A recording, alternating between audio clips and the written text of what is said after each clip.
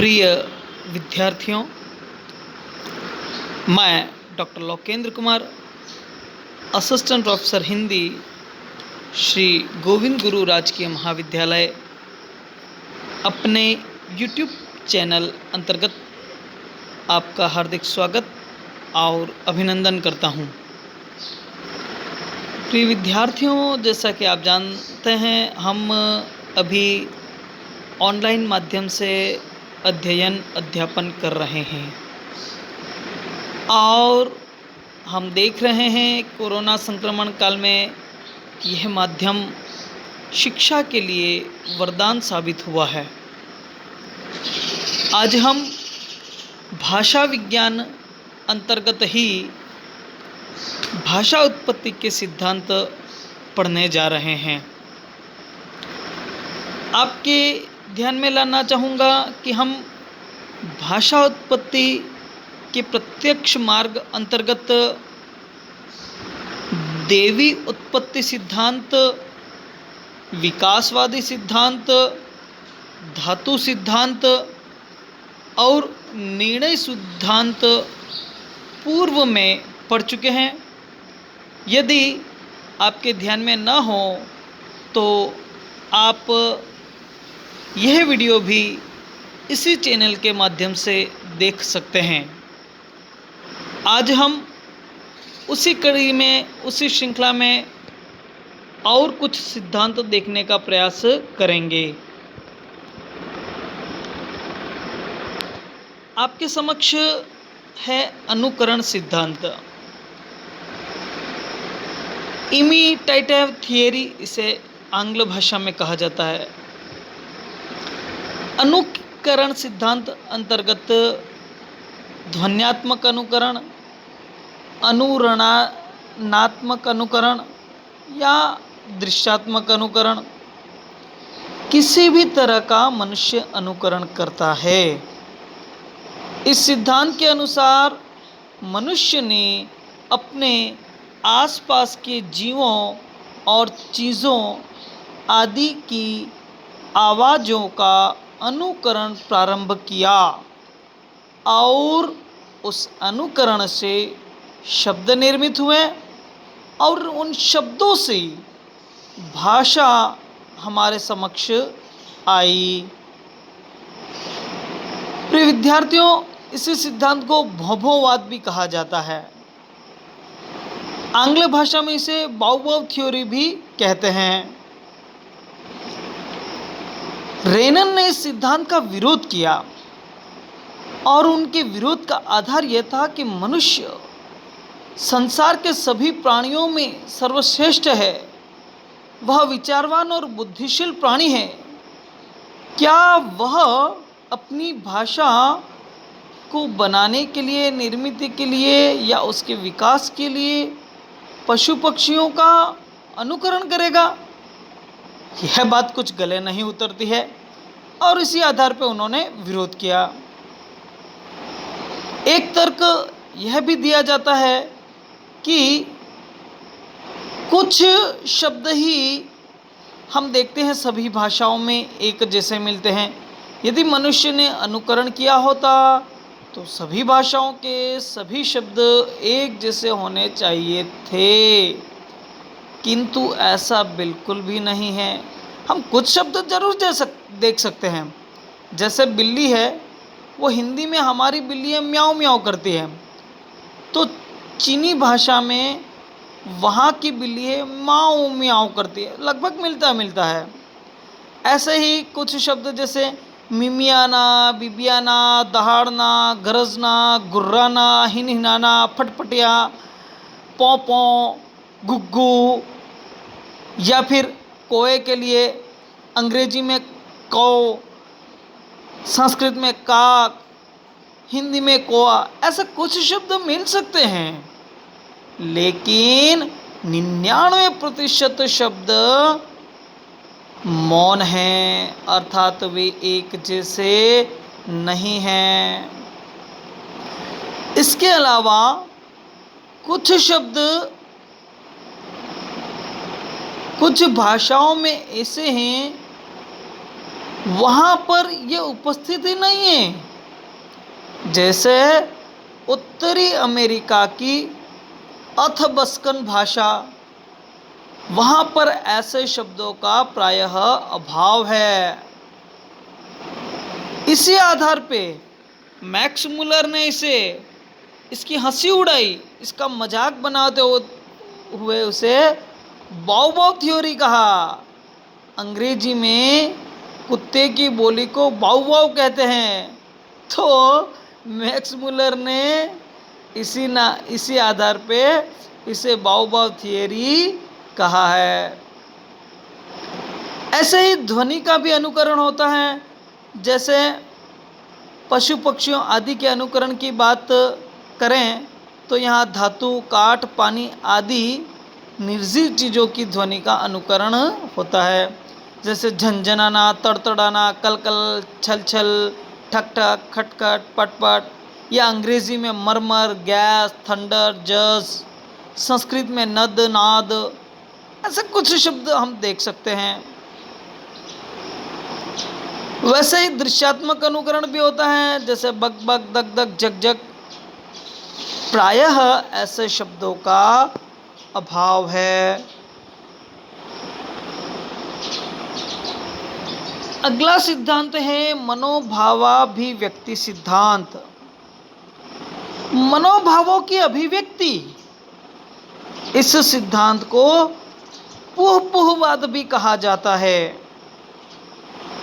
आंग्ल भाषा में इसे पुहपुह कहते हैं या फिर इंटरजेक्शन थियरी भी कहते हैं। इस सिद्धांत के अनुसार ऐसा कहा जाता है या ऐसी मान्यता है कि मनुष्य प्रारंभ में विचार प्रधान प्राणी नहीं था। वह भी पशुओं के समान अपने भावों को प्रकट करने के लिए कुछ संकेत जैसे शब्दों का प्रयोग करता था।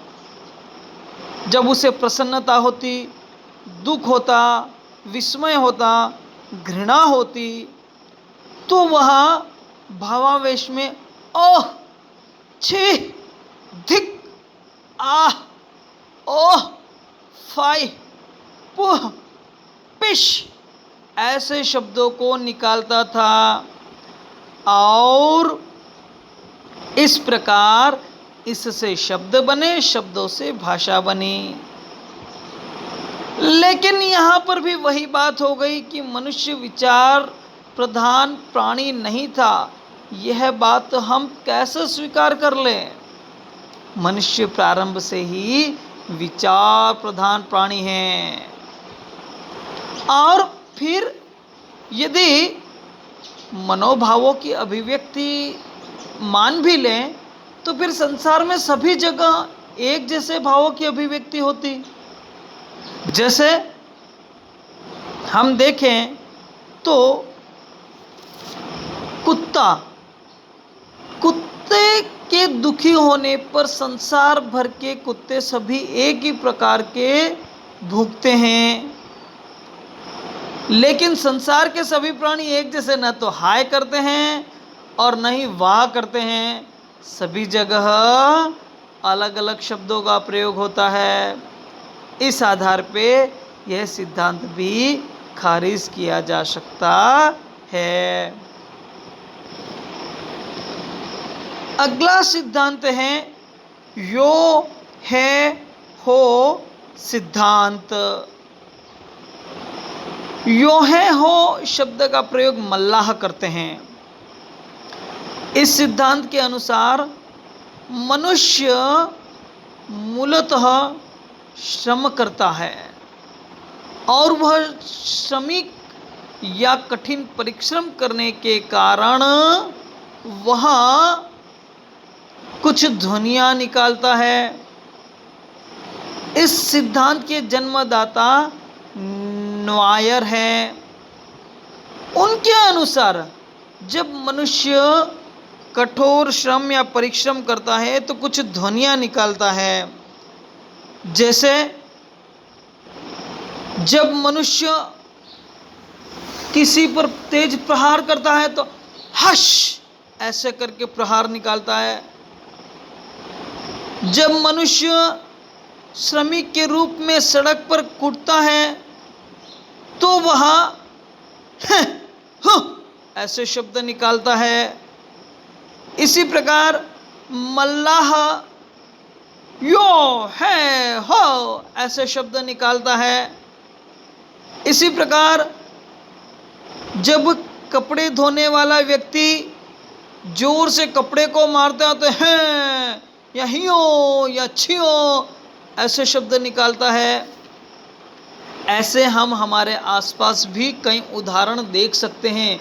जब श्रमिक हथौड़ों की तेज मार करता है तो जैसे ही वो तब तेज मार करेगा हश ऐसे करके शब्द निकालता है। इस प्रकार यह सिद्धांत हमारे सामने आता है, लेकिन इस सिद्धांत को भी कोई बहुत महत्व नहीं दिया जाता है। अगला सिद्धांत है इंगित सिद्धांत, गेस्चर थियरी कहा जाता है। इस सिद्धांत की ओर सर्वप्रथम संकेत पॉलिनेशियन भाषा के विद्वान डॉक्टर राय ने किया था। बाद में इसी सिद्धांत अंतर्गत डार्विन ने 6 असंबद्ध भाषाओं का तुलनात्मक अध्ययन करके इसे प्रमाणित करने का प्रयास किया।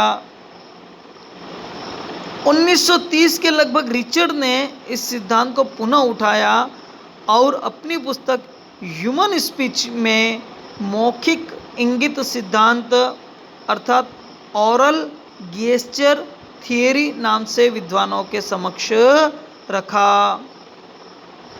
आइसलैंडिक भाषा के विद्वान अलेक्जेंडर जोहानसन भी लगभग इसी समय भारोपीय भाषाओं का तुलनात्मक अध्ययन करके लगभग इसी निष्कर्ष पर पहुंचे। उन्होंने इंगित सिद्धांत का विस्तृत विवेचन किया है और उन्होंने इसे 4 रूप में माना है और ये 4 चरण ये हैं। भाव व्यंजक ध्वनि अर्थात मनुष्य पहले चरण में हर्ष, क्रोध, भय, मैथुनेच्छा, भूख, प्यास आदि के संकेतों को सीखा। वह बंदरों आदि की तरह इस प्रकार की ध्वनियाँ व्यक्त करने लगा। दूसरी सीढ़ी में उसने अनुकरणात्मक शब्दों का प्रयोग किया जो विभिन्न जीव जंतु और निर्जीव पदार्थों की ध्वनियाँ थी। तीसरी कड़ी में इंगित या संकेत करने का उसने प्रयास किया और ये महत्वपूर्ण कड़ी है। इस कड़ी में उसने अनुकरण जीव आदि के द्वारा बाहरी चीज़ों को न होकर अपने अंगों का प्रमुखतः हाथ का या अंगों के संकेतों से इशारा किया। इसे जोहानसन ने बिना जाने किया हुआ अनुकरण कहा है और इसके पश्चात चौथी अवस्था में सूक्ष्म भावों की अभिव्यक्ति के लिए शब्द बने और वो शब्द धीरे धीरे अर्थों से संपृक्त हो गए। ध्वनियों से अर्थ का संबंध भी वे स्थापित करते हैं। जैसे र से आरंभ होने वाले धातुओं का अर्थ गति क्योंकि जीभ इसके उच्चारण से दौड़ती है, तथा म से आरंभ होने वाले धातुओं का अर्थ बंद करना क्योंकि चुप होना तथा समाप्त करना आदि क्योंकि इसके उच्चारण में होंठ लगभग यही क्रिया करते हैं। इस प्रकार यह सिद्धांत हमारे सामने आया। अगला सिद्धांत है टाटा सिद्धांत। इसे टाटावाद या टाटा थियरी भी कहा जाता है। इस सिद्धांत के अनुसार मनुष्य काम करते समय जाने अनजाने उच्चारण अवयवों से काम करने वाले अवयवों की गति का अनुकरण करता था और इस अनुकरण में कुछ ध्वनियों और ध्वनि संयोगों से शब्दों का उच्चारण हो जाया करता था। इन्हीं ध्वनियों और शब्दों से धीरे धीरे भाषा का विकास हुआ। हम सभी जानते हैं कि अनुकरण सिद्धांत भी कुछ इसी प्रकार का था। अगला सिद्धांत है संगीत सिद्धांत। इस सिद्धांत के अनुसार सिंग सेंग थ्योरी, इस अनुसार मनुष्य प्रारंभ में भावुक था। इस सिद्धांत का प्रवर्तन